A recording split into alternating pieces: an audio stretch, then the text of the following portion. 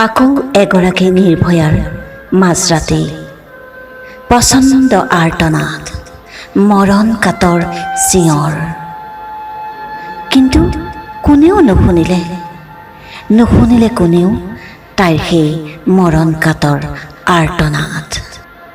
তাইৰ কাতৰ আৰ্তনাদে স্পৰ্শ কৰিব নোৱাৰিলে কোনো জীৱশ্ৰেষ্ঠ হৃদয়।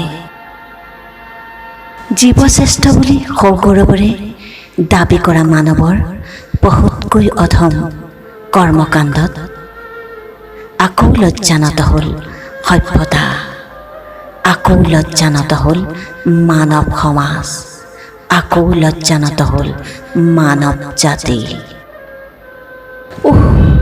কি বিভৎস মনোবৃত্তি, কি নিৰ্দয় হৃদয়।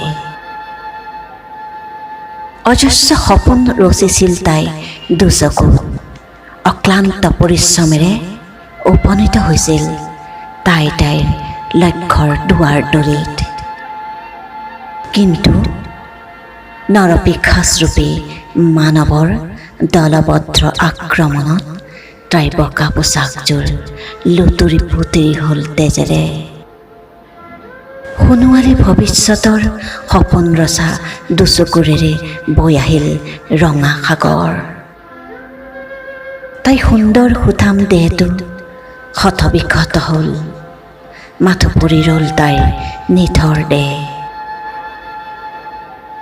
তাইৰ যেন আজি কায়াহীন আত্মাই সকলো মানৱকে সুধিব খুজিছে, মোৰ কি দোষ আছিল, মোৰ অপৰাধ আছিল কি? কন্যা হৈ জন্ম লোৱাটোৱেই আছিল নেকি মোৰ অপৰাধ? একবিংশ শতিকাত যেন বাৰে বাৰে লুণ্ঠিত হৈছে মানৱতা। একবিংশ শতিকাত যেন বাৰে বাৰে লুণ্ঠিত হৈছে মানৱতা। বাৰে বাৰে লাঞ্ছিত হৈছে নাৰী সমাজ। মৌমিতা, নিৰ্ভয়া আদিৰ দৰে সুন্দৰ মেধাৱী কন্যাক কিমান হেৰুৱাম আৰু আমি। মানসিকতাৰ এই অধোগামী যাত্ৰাৰ ওৰ পৰিব কেতিয়া? জীৱশ্ৰেষ্ঠৰ মানসিকতাৰ এই অধোগামী যাত্ৰাৰ ওৰ পৰিব কেতিয়া?